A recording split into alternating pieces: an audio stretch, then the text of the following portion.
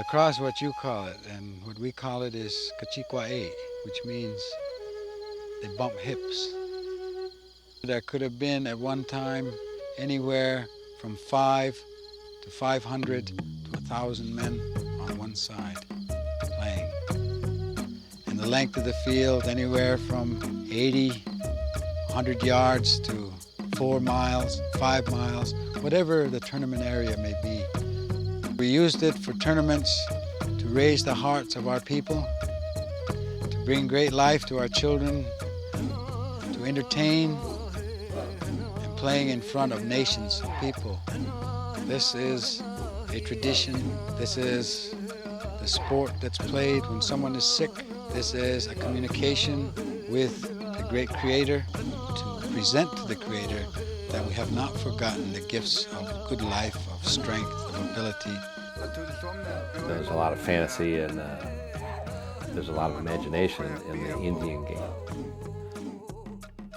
If you step on the field, you want to perform to the best of your ability, because it's not just, you know, a game. It's more than that. It's a way of life, and it's something that's your heritage. It's your culture. Lacrosse players kind of different. They hang in there for long. I guess once you play lacrosse, you always play it. I don't know.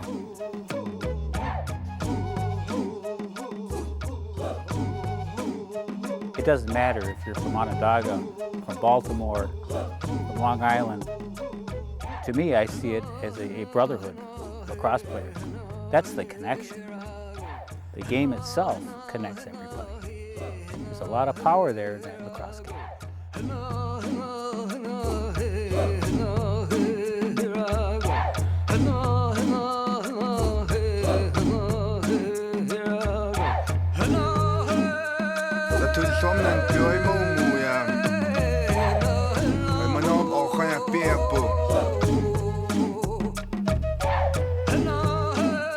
Keep your face to the sunshine,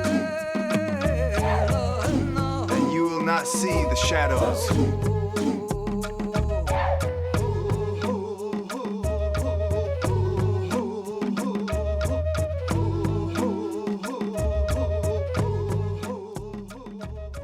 Well, lacrosse is an invention of North American Indians. There's all varieties of lacrosse. There's a two-handed stick game played by southern nations. Single stick but smaller, round cup played by Great Lakes Indians, and played right across the country at one time.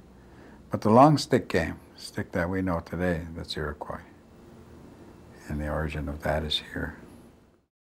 Well, there's a lot of exaggeration that has come down in sort of the white man's lacrosse mythology, one of which is that the fields were 3 miles long and that they played for months at a time and things like that. Well, people did write those kinds of descriptions down, but I think they were doing it for purposes of exaggeration, to try to define the fact that, it was not a cute little tennis game, but was a large field game. For Europeans first coming over here, this was kind of the first team sport that they really had ever seen. So the whole concept of teams was pretty foreign at that time. So they were absolutely flabbergasted by what they saw. I mean, they were vastly impressed. The original sport of lacrosse, or dehanchiquaes, was played with wooden sticks and leather or wood balls on wide open fields. The goals were great distances apart, and the number of players could range from 5 to 500 on each team. In 1867, Montreal dentist George Beers published his revised rules of lacrosse. The field became constricted to 120 yards in length and 60 to 70 yards in width. There were 12 players on each team, and the games were won by scoring 3 goals. Today, lacrosse is played on a field 110 yards in length and 60 yards in width. 10 players are on the field for each team.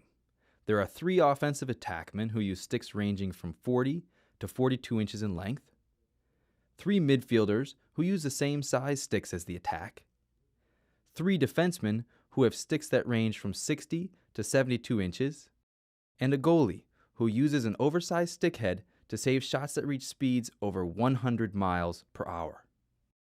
The game has changed drastically throughout the years, but the essence of the game, the competition, the spirit, and the sacredness are all Indian. And settled arguments. Settle war. Instead of war, the game would settle it. Boy, wouldn't that be nice today? When you find something embedded in a myth of a people, it's a pretty clear indicator that this thing is a very old thing in their culture. The heritage of the game goes deeper than just, the people. There's the old myths about the animals and them playing lacrosse, and it's something that, as a heritage, the Iroquois and the Native Americans in general really are, in a lot of ways, connected with the animals and the plant life that surround and inherit the earth, and that's a big part of our way of life. One day when the world was new, the animals of the land, the bear, the deer, the turtle, and others, challenged the birds of the air to a great ball play in honor of the Creator. The teams were fierce. The bear contained the strength, the deer the speed, and the turtle the power to withstand blows. The birds were strong as well. The eagle and the hawk possessed great vision, and the owl strength in flight. All of the animals were powerful. A very small animal was shunned by the land animals, so it begged to play with the birds. Two birds stretched its fur to create wings. They called it the bat. The game was furious.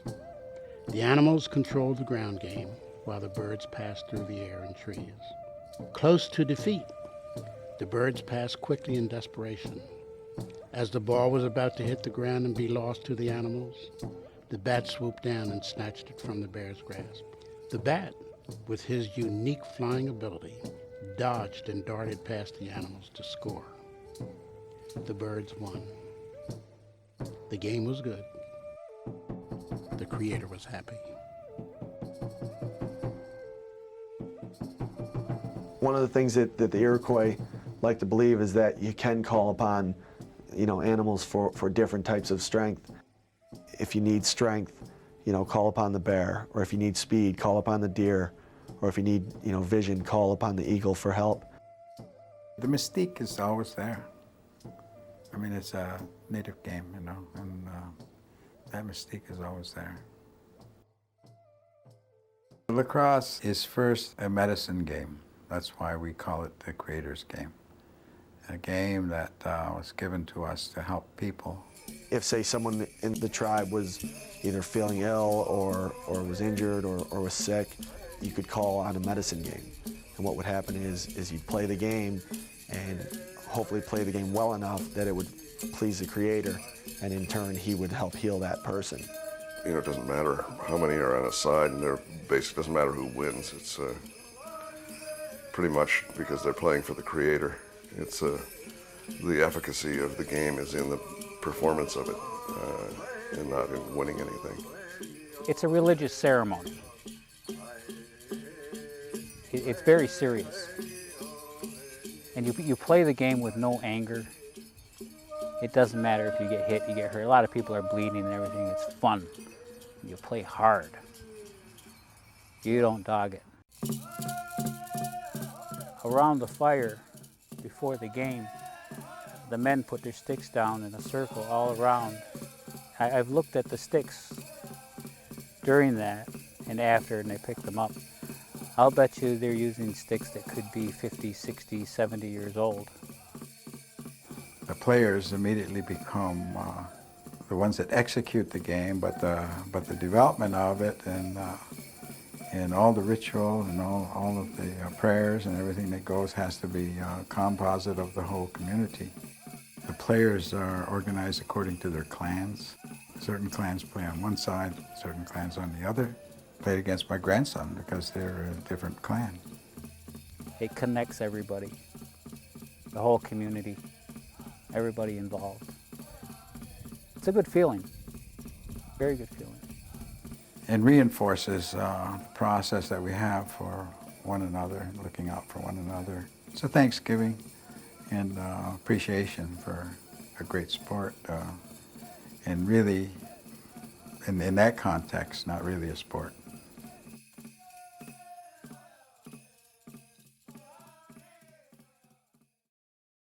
At one time, all the sticks in the country were carved by Six Nation people, either from Canada or the U.S. or Mohawk country.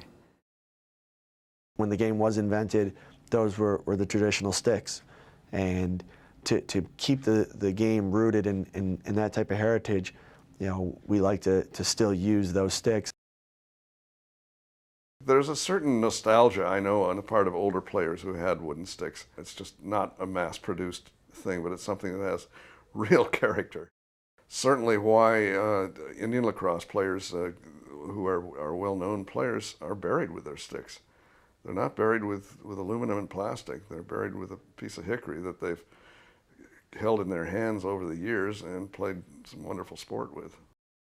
One of the biggest thrills was to get my dad's car, drive out the reservation on a Sunday afternoon and drive along the main road out there, and there were any number of stick makers, and they'd put their sticks out on the front porch. So you knew where the stick makers lived, and then you could approach the home and then peruse the sticks and then knock on the door, and they would tell you what each stick cost. We have one of the premier stick makers here at Onondaga. His name is Jacques. His father, Louis Jacques, was a premier stick maker and also coach, and he was at one point the heart and backbone of lacrosse at Onondaga. When I was about 12 years old, I didn't have a lacrosse stick. And my father said, "What the heck, let's make one." And he never made one before. We went down here in the woods, cut a hickory tree down, and tried to make sticks. And we broke the first 6 or 8 sticks we tried to bend because we didn't dry them long enough. And we went out and tried it again, and we just started like that, making sticks. That was 1961, I believe. By 1968, my father took out a loan. We built this shop and started making lacrosse sticks full time. It didn't matter how many lacrosse sticks we made, we never made enough lacrosse sticks.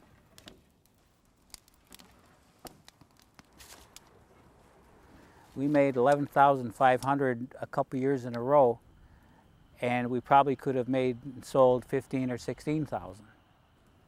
And that was increasing. Lacrosse was increasing. We weren't the only lacrosse stick factory.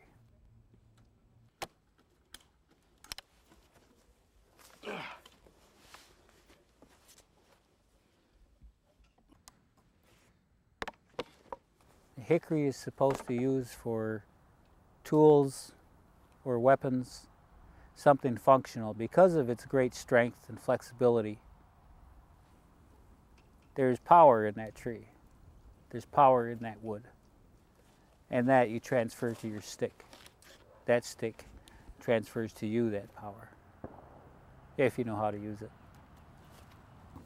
So a wooden stick with a hard cross check and a big man behind it will slow you down considerably. Now that's where you're going to make the difference on the defense with a big stick. You get out there and touch somebody, hit them hard, let them feel some wood. We played a Native American team, and my attackman said, "My God, coach, look at, they have wooden sticks." And I said, "Yeah, that's the tradition. That's the real McCoy." And they didn't want to get hit by him.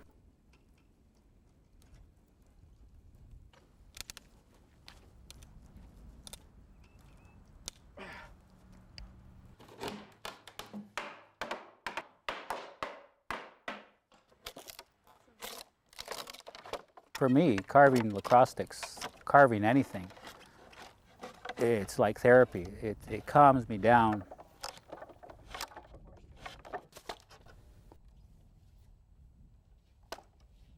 That's the year process. Step by step, little by little. Most of it's drying time.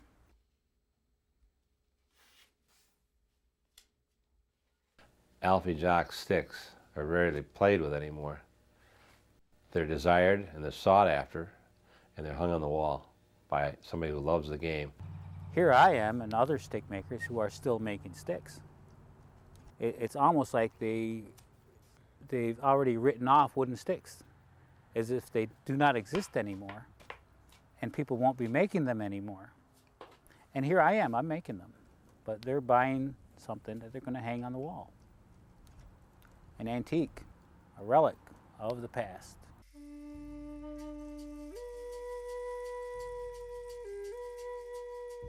And it was only in the beginning of the 70s that plastic began to come in.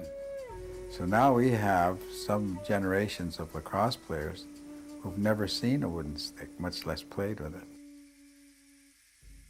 One of the problems with wooden sticks is that they would break, and we would have players that we would talk to over the period of the season that would go through 10, 12, even 15 sticks. When you had a wooden stick, it was very sacred and precious for you, and you broke it in and it was yours. And then when you cracked it and it was going to break, you were absolutely devastated. The promise of plastic not breaking was very enticing for the program from a cost point of view, and also when you break in that stick, it becomes your friend, and if you break it, then you're really out of luck. Plastic stick became more and more available and less expensive and more predictable. And the wooden stick, just over a period of 5 or 6 years, just about disappeared. So our 11,500 sticks a year dropped right down to a couple thousand. It was a remarkable change in just a few years. It destroyed the stick industry for the Indians, you know. I mean, took out all the carvers. If it hadn't been for the advent of technology, and the nylon and the aluminum and all the things that go into this game now, which totally eliminates that original concept, the Indian, you know, the importance of the stick, the sacredness of the stick, the carving of it. Now you can go in any sporting goods store in America practically and buy a very predictable stick, very consistent, because they're all made out of the same molds. And they've even taken the wooden stick out of the pro box, but not up in Canada or not in the Indian leagues. So I think the boys just don't want to get hurt, yeah. About 1890, nobody could beat us at our game when everything was field, no box. They were called professionals and not allowed to play in international play. But we continued to play. I mean, that was our game, and we, you know, if all lacrosse stopped in the world, we'd still be competing on our own nations. We wouldn't even notice, because we've been doing that, you know, from the beginning. We were asked to help out in the Jim Thorpe Memorial Powwow and Native Games, which was going to be held in LA in conjunction with the Olympics in '84. And so a lot of hard work. We developed the games in LA. So England says, "You guys, that was pretty good go. You want to come and play us over in our country?" And we said, "Well, take our passports, we will." They said, "Sure." So '85, we went to England. We toured England, lost 21 games. And then the World Games were coming up in '86. So we were petitioning then to, you know, join the ILF. And it was, oh man, it was really knock down, drag out. You know, here we had, you know, redneck nations, you know, US, Canada, Australia, and England. And we're the natives, and, you know, all the whole colonization thing comes to the fore. So I called them racist, and they said, "Well, we're not a nation." I said, "Well, you know, who are you telling who's not a nation?" You know, it was really interesting discussion. pretty heavy at times, again and again. You know. We were not invited. We didn't make the '86 games. And in '87, when they were meeting, the ILF was meeting in England, I got a call at 3 o'clock in the morning. He said, "Well, we just had a vote, and unanimously voted the Iroquois Nationals into the ILF." I said, "On my terms." He said, "On your terms." I says, "Good, then we'll join." In our first World Games in 1990, we're in Australia, and the team was lined up for the first game, and they played our national anthem, and it was just an amazing feeling. And then our coach got the team together and said, a lot of people gave a lot for us to get to that point. A lot of our ancestors who started the game, and he said, they're all here with you now. He said to call on them for support. If you're feeling down, call on them. We carry our own flag, which is a depiction of the Hiawatha Belt, you know, the Union flag of the original 5 nations. with the colors of the wampum, purple and white. That's our colors. We have our own national anthem.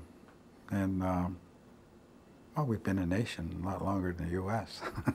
You score your first goal, or you get your first assist, or just catching the ball for the first time, and knowing that you're a member of the Iroquois Nationals. You know, it's like your chest puffs out, and you know, it's tough to describe the feeling. And I think the Iroquois are respected as kind of the grandfathers of the game, whether we win or lose. The future of the Iroquois, I think, is definitely got a lot of bright spots ahead, and we have a lot of young players that, you know, their goal is to one day, you know, be on the all-world team as a member of the Iroquois Nationals. We are a team that will be reckoned with, and we're going to keep developing and keep getting stronger. You know, not only as a team, but as a people.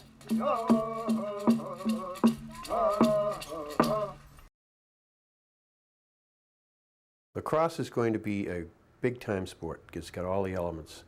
It's got intrigue in the game. It's got you've got to use your mind. You've got to use your body. You've got to use your emotions.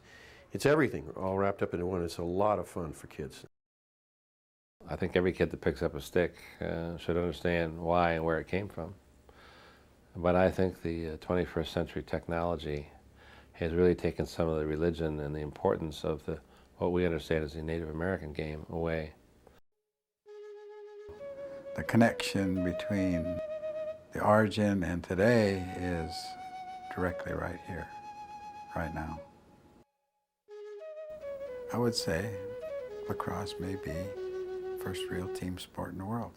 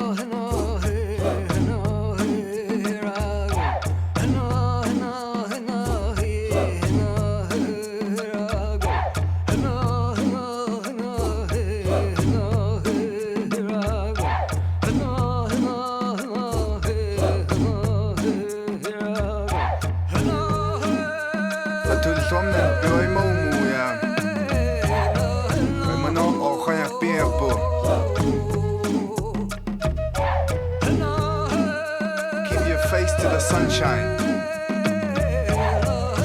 and you will not see the shadows.